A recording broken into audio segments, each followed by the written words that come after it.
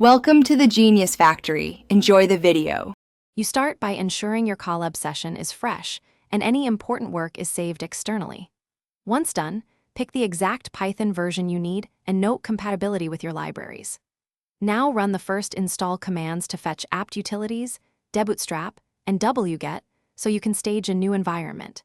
You do this because Colab's default runtime is fixed, and creating or switching to a custom interpreter requires installing system-level packages first. Proceed without delay to the setup commands. Now execute the debootstrap sequence to create a minimal root containing your chosen Python.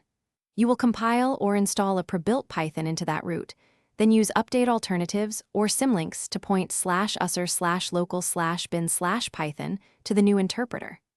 Make sure to install pip inside that environment and update site packages paths so libraries install to the correct location.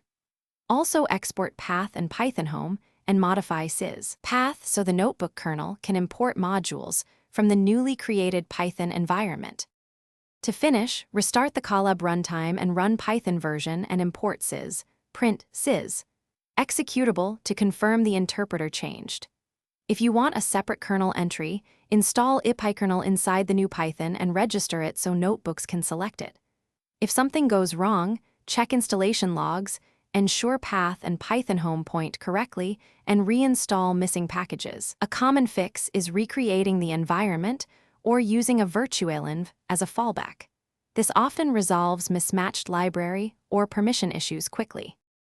Thanks for watching. If you found this helpful, don't forget to like and subscribe.